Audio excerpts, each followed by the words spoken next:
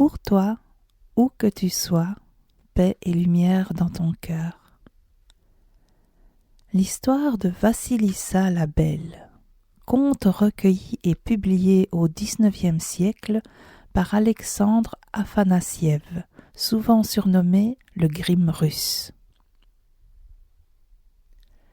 Il était une fois, dans un lointain village de Russie, un riche marchand qui avait une fille unique nommée Vassilissa.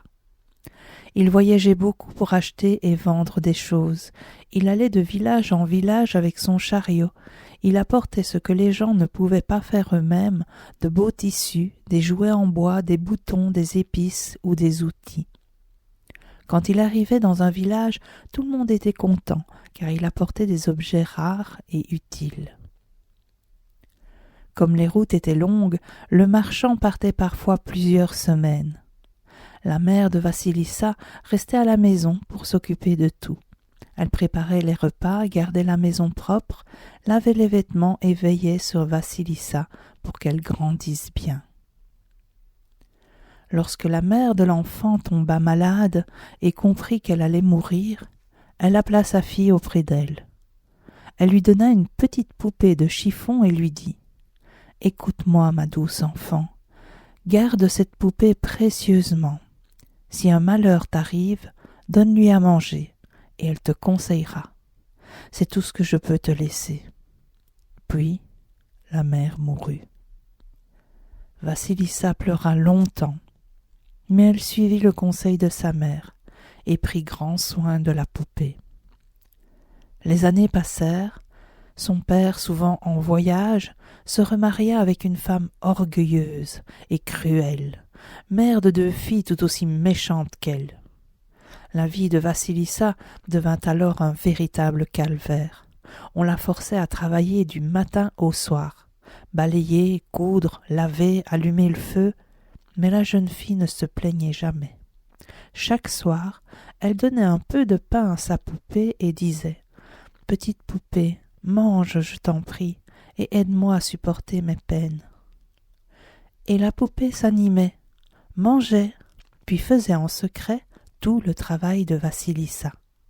Ainsi, la maison brillait toujours de propreté, et la jeune fille gardait son éclat et sa beauté. Un jour, le père partit pour un long voyage. À peine avait-il quitté la maison que la marâtre décida de se débarrasser de Vassilissa. Elle envoya la jeune fille, sous un prétexte, chercher du feu chez la terrible Baba-Yaga, la sorcière qui vivait dans la forêt.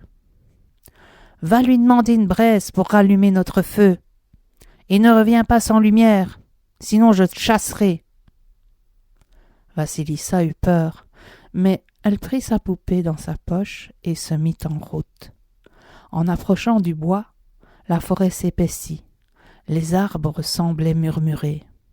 À la lisière, elle vit un cavalier sur un cheval blanc, puis un autre sur un cheval rouge, et enfin un 3e sur un cheval noir. Elle ne savait que penser. La poupée lui dit de ne pas avoir peur. Ce sont les serviteurs de Baba-Yaga, l'aube, le soleil et la nuit. À la tombée de la nuit, elle aperçut une étrange maison perchée sur des pattes de poule. C'était la demeure de Baba-Yaga. La maison tournait sur elle-même, grinçant dans les ténèbres. La clôture autour du jardin était faite d'os humains, et sur chaque piquet brillait un crâne aux yeux flamboyants. Vassilissa tremblait, mais la poupée dans sa poche la rassurait doucement. Baba-Yaga sortit en riant, chevauchant un mortier, poussant un pilon et balayant ses traces avec un balai. « Que veux-tu, jeune fille ?» demanda la sorcière. « Ma belle-mère m'envoie chercher du feu, » répondit Vassilissa. Baba-Yaga éclata d'un rire terrible. « Très bien, mais tu devras d'abord me servir. Si tu réussis mes tâches, tu auras le feu. Si tu échoues, je te mangerai. » Le lendemain, Baba-Yaga lui ordonna de nettoyer la maison, laver le linge, balayer la cour et trier un grand tas de graines, blé, pavots, pois, lentilles et cendres, tout était mélangé.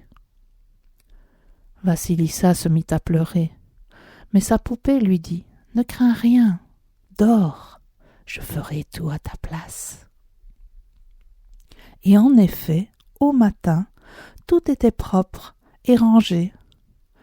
Baba-Yaga, étonnée, grommela. « Je vois qu'on t'aide, petite. Qui donc t'assiste ?»« Personne, grand-mère, » répondit Vassilissa. « J'ai seulement la bénédiction de ma mère. » À ces mots, Baba-Yaga poussa un cri. « Va-t'en! Je ne veux rien de béni sous mon toit !»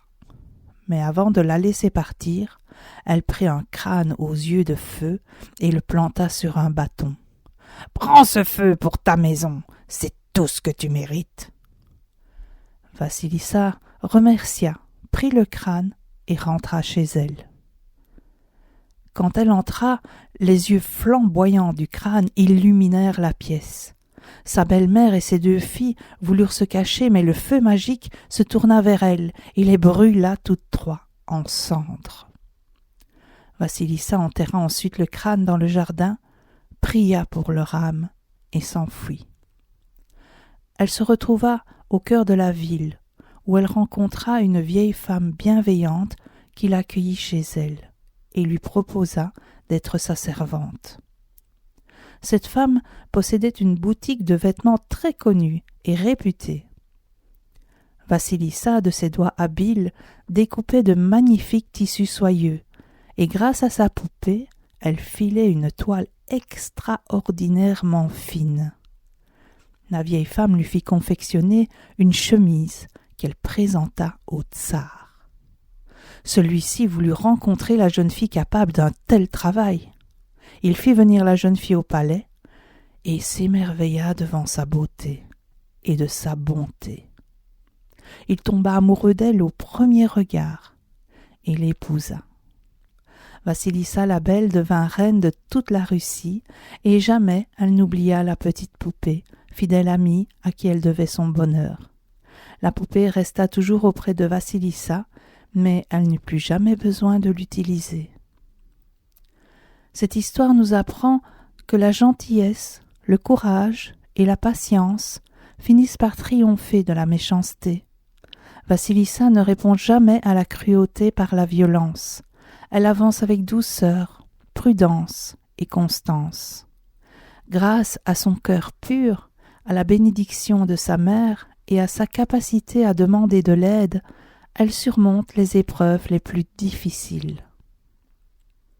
Quand on reste gentil, patient et courageux, même quand la vie est difficile, la lumière finit toujours par revenir.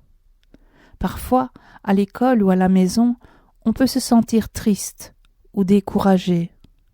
Si tu respires fort, que tu demandes un peu d'aide et que tu continues à faire de ton mieux, comme Vassilissa, les choses peuvent s'arranger. La gentillesse, c'est une petite lumière magique à l'intérieur de toi. Elle t'aide à trouver ton chemin, même quand il fait sombre.